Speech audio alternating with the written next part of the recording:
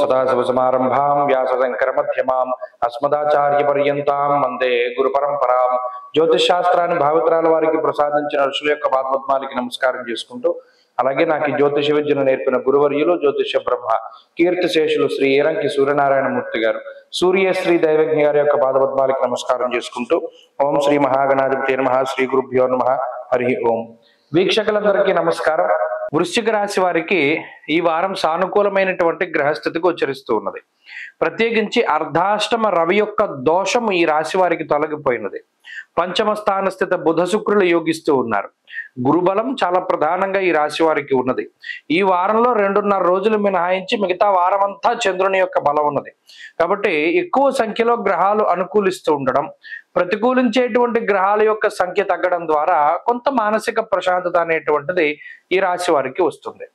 ప్రత్యేకించి గురుబలం ఉండడం గొప్ప బలంగా చెప్పవచ్చును. గోచార రీత్యా ఒక 45 నుండి 50% బలాన్ని కలిగి ఉన్నటువంటి రాశిగా వృశ్చిక రాశిని మనం చెప్పవచ్చును.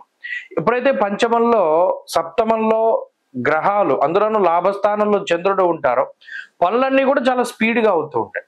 ఏదైనా ఒక పని, ఒక శుభ కార్యక్రమం అనుకున్నారు, లేదా ఒక ఇల్లు కొనుక్కోవడం, ఇల్లు కట్టడము, ఇటువంటివి ఏవైనా పనులు అనుకున్నప్పుడు అందులో చాలా టకటక స్పీడ్గా పనులన్నీ కూడా మూమెంట్ ఉంటుంది. ఎక్కడ ఆగిపోవడం కానీ, దేని గురించి ఆలోచించడం కానీ ఉండదు. అయితే కొంత స్వయంకృతాపరాధం ఉండేటువంటి పరిస్థితులు ఉన్నాయి. పంచమంలో రవిగ్రహం ఉండడం, దేహాలస్యం సుహృత్కేశః అన్నారు. శరీరం కొంత బద్దకిస్తూ ఉంటుంది, లేదా ఏదైనా ఒక రుగ్మత, ఏదైనా ఒక శారీరకమైనటువంటి సమస్య. ప్రత్యేకించి రవి ఎముకలకి కారణమైనటువంటి గ్రహం కాబట్టి ఎముకలకి సంబంధించినటువంటి సమస్యలతోటి బాధపడడానికి అవకాశం ఎక్కువగా ఉంటుంది. దానివల్ల కొంత ఉత్సాహం తగ్గడం, ఎక్కడికి ప్రయాణం చేయడానికి లేకపోవడం, లేదా అనుకున్నటువంటి ఇవి కొంత వాయిదా వేసుకునేటువంటి పరిస్థితులు, ఇవే కొంత దేహాలస్యం సుహృత్కేసి. ఇది కొన్ని స్వయంకృతాపరాధ.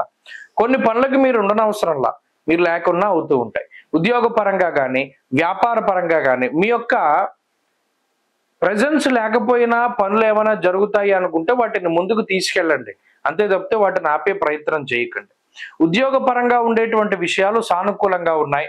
కుటుంబపరమైనటువంటి విషయాలు సానుకూలంగా ఉన్నాయి. తోబుట్టువులతోటి, అలాగే అన్నదమ్ములతోటి ఉండేటువంటి విషయాలు చాలా అనుకూలంగా ఉన్నాయి. వారి యొక్క సపోర్ట్ అనేటువంటిది దొరుకుతూ ఉంటుంది.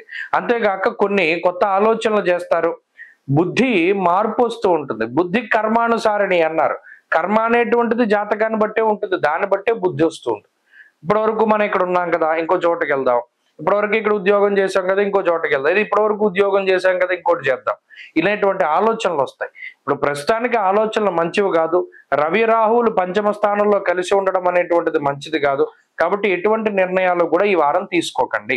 ఈ వారం వృశ్చిక రాశి వారు మరింత అనుకూలమైనటువంటి ఫలితాలని సాధించడానికై సూర్యారాధన ఎక్కువగా చేస్తూ ఉండడం చెప్పదగినటువంటి సూచన. ఈ వారంలో కలిసి వచ్చేటువంటి రోజు బుధవారంగా చెప్పవచ్చును. అదృష్ట సంఖ్య 4, అదృష్ట వర్ణము లేత ఆకుపచ్చ రంగు.